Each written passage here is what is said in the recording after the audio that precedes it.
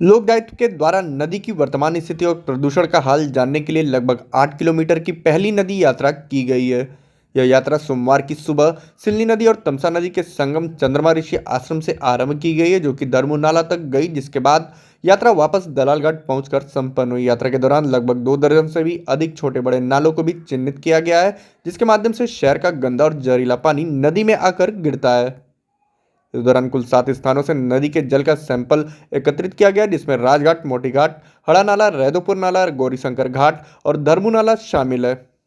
इन सैंपलों की अधिकृत लैब के जरिए जांच कराई जाएगी ताकि नदी की स्थितियों और कारणों का पता लगाया जा सके। जांच रिपोर्ट आने के बाद जिला प्रशासन को सौंपकर शासन प्रशासन को अवगत कराया जाएगा। यात्रा संयोजक पवन कुमार ने बताया कि नदी को स्वच्छ और स्वस्थ रखने के लिए यह यात्रा विषय विशेषज्ञ डॉक्टर दुर्गा प्रसाद अस्थाना के नेतृत्व में की गई है, जिसका उद्देश्य मात्र नदी के किनारों की वनस्पतियों, मानव हस्तक्षेप से आ रही दुश्वारियों, तटों पर लगे पौधों, नदी की ढाल और इसके जल संभरण क्षेत्रों में हुए निर्माण का हाल जाना जा सके। मेरा नाम पवन है, लोक दायित्व से संबंध रखता हूँ। नौका विहार नहीं कहेंगे हम इसे। नदी की यात्रा, नदी को जानने के लिए, इसके स्वास्थ्य को जानने के लिए, इसके किनारे के फ्लोरा फौना जानने के लिए और यह जानने के लिए कि कितने नाले इस नदी में गिरते हैं, इसके प्रदूषण का कारण क्या है, इसके किनारे के जो तट हैं वो कैसे हैं, तट प्रांत कैसा है, और इस सारे विषय में हम लोगों ने सिलनी नदी जहाँ तमसा से संगम करती है वहाँ से हम लोगों ने यात्रा शुरू किया। मुझे लग रहा है कि करीब 8 किलोमीटर से ज़्यादा ही रहा होगा। 8 किलोमीटर से ज़्यादा ही ये सफ़र रहा। सुबह 7 बजे प्रारंभ करना था, लेकिन किन्हीं कारणों से थोड़ा सा विलम्ब हुआ। 8 बजे हम लोग प्रारंभ किए और 12 सवा 12 बजे हम लोग यहाँ पहुँचे हैं।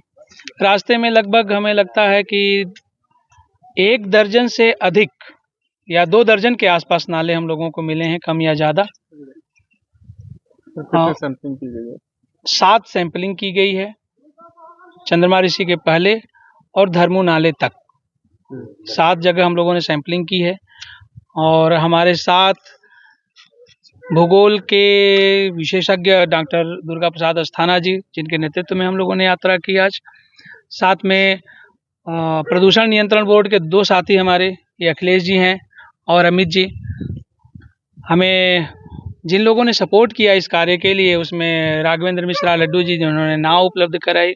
सुबह नाव उतनी दूर तक पहुंचना, यहाँ से 4 घंटे की दूरी तय करके। गौरव रघुवंशी जी हैं, इन सब लोगों ने। और हमें लगता है कि यह जो यात्रा हुई है इस नदी पर, इस प्रकार की पहली यात्रा है और इससे जो प्राप्त तथ्य होंगे, जो एनालिसिस होगी इसकी, इस नदी के स्वास्थ्य के लिए शायद प्रशासन को और यहाँ कार्य करने वाले सभी जो स्वयंसेवी समाज सेवी संस्थाएं हैं, उनके हित में, उनके जानकारी के लिए बहुत अच्छा होगा। और इधर देखा गया है कि कोर्ट में जो है वो मकान लोगों ने नदियों के एकदम तट से सट करके बनाया है।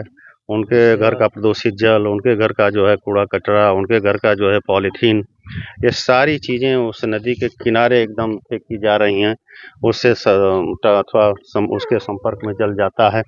स्थिति ये बन रही है कि वो प्रदूषित हो रहा है। ऐसे 1-2 नहीं, सबके घर नदी किनारे हैं, सबके घर का उच्छिष्ट जल जो है वो नदी में ही जा रहा है। ये स्थिति है। बहुत सारी चीज़ें हैं, बहुत चीज़ों को हम लोगों ने देखा है, उसको लिपिबद्ध किया जाएगा, उस अपने जो अनुशंसा होगी सरकार को प्रेषित किया जाएगा। सरकार से रिक्वेस्ट किया जाएगा कि इन सारी चीज़ों पर जो है वो ध्यान दे करके इसको जो है किस तरह इसका निराकरण होगा, उसके लिए सुझाव भी दिए जाएंगे।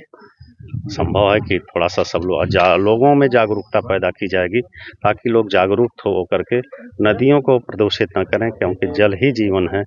नदियाँ हमारी माँ हैं और नदियाँ अगर जीवित रहेंगी तो शायद हम भी जीवित रहेंगे, और नदियाँ अगर प्रदूषित होकर के मरेंगी तिल तिल, तो शायद हमारी सभ्यता का भी विनाश होगा। इसमें कोई संशय नहीं है।